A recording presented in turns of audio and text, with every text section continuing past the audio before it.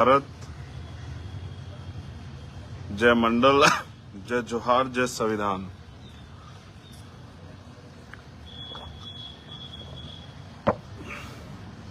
और सबसे पहले मातृत्व दिवस की आप सभी को बहुत बहुत बधाई और मंगल कामनाएं। और दुनिया में रहने वाली सभी माओं को, चाहे वो किसी भी जीव के रूप में हो, उन सबको मेरी ओर से उनके अच्छे स्वास्थ्य, दीर्घायु, उनकी सुरक्षा और सशक्तिकरण के लिए मंगल कामनाएं। आज का जो लाइव है उसका विषय आप जानते हैं कि उसका विषय क्या है। और मैं आज गांव में हूं, घर पे, वहीं से लाइव कर रहा हूं।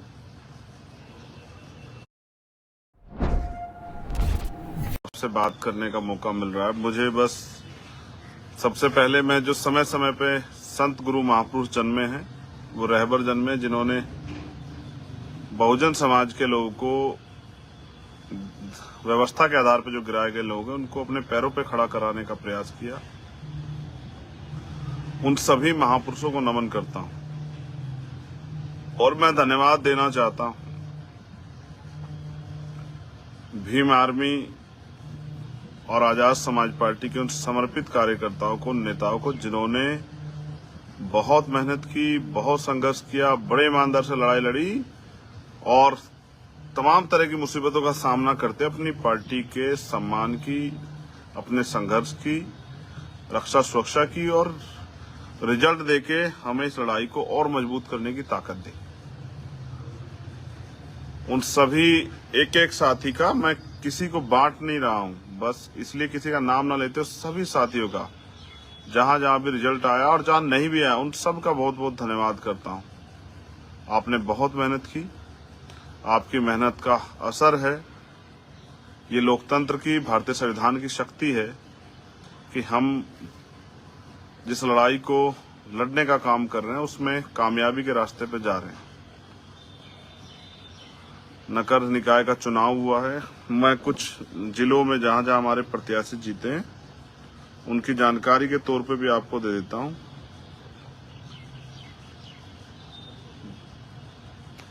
नगर पंचायत है बेलहर, यहां सुरेंद्र निषाद जी संत कबीर नगर में आजाद समाज पार्टी के सिंबल पे वो नगर पंचायत के अध्यक्ष बने हैं। जनपद गाजियाबाद में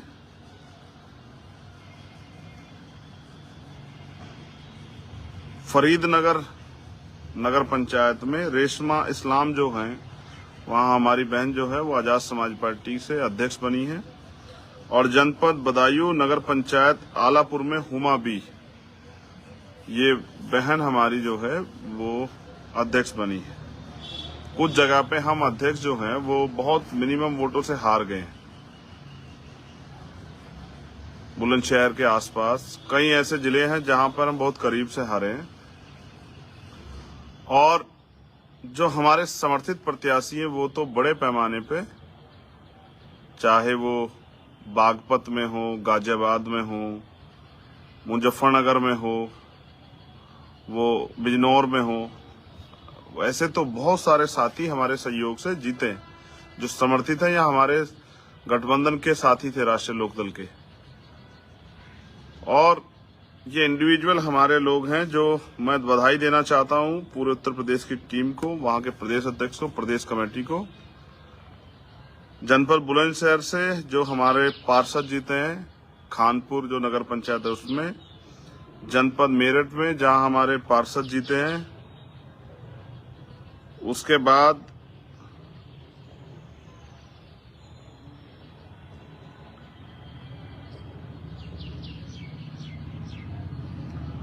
जनपद हापुड़ में जो हमारे पार्षद जीते हैं उनको, जनपद आगरा में जो हमारे पार्षद जीते हैं, जनपद मथुरा में जो हमारे पार्षद जीते हैं। सबसे पहला परिणाम मथुरा से ही आया था। वार्ड नंबर 1, 2 और 4 तीनों वार्डों में हमारे प्रत्याशी जीते हैं। जनपद हाथरस से हमारे जो प्रत्याशी जीते हैं, वहां की टीम को बहुत बहुत धन्यवाद। जनपद अंबेडकर नगर से, जनपद बरेली, जनपद वाराणसी, जनपद जौनपुर, जनपद मिर्जापुर, जनपद हमीरपुर, जनपद झांसी, जनपद इटावा, इन सभी जनपदों में जो हमारे जनप्रतिनिधि जीते हैं उनको बहुत बहुत बधाई और मंगल कामनाएं। वहां की टीम का बहुत बहुत धन्यवाद। जहां रिजल्ट नहीं आया वहां की टीम को आत्मचिंतन करना चाहिए और अपने परिणाम को, अपने संघर्ष को परिणाम में बदलने के लिए और ज्यादा मेहनत करनी चाहिए। इस चुनाव से बहुत कुछ सीखने को मिला, इस चुनाव से बहुत कुछ समझने को मिला।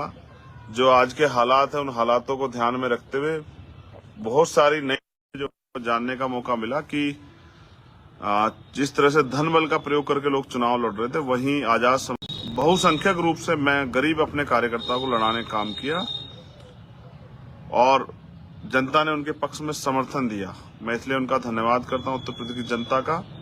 जो नहीं जीते उनको और अपनी जो है और आकलन करने की जरूरत है, जहां कहां कमी रहेगी उसको दूर करने की जरूरत है। और क्योंकि ये शहर का चुनाव था, फिर भी हमारे लोगों ने बहुत मेहनत की। मैं जो हमारे साथी हैं भीम आर्मी आजाद समाज पार्टी के, उनका बहुत बहुत धन्यवाद करता हूं। ये लोकतंत्र की शक्ति है कि देखिए हमारा नया आंदोलन जो धीरे धीरे आगे बढ़ रहा है वो अपनी रफ्तार पकड़ रहा है। धीरे धीरे उसको रिजल्ट मिल रहा है। जैसे रिजल्ट मिलेगा जन समर्थन ऐसे ऐसे जुड़ता जाएगा। मैं बस आपसे 2-4 बातें अपील के तौर पे करना चाहता हूं। आप अपने यहाँ संगठन के लिए कमर कसें अभी से,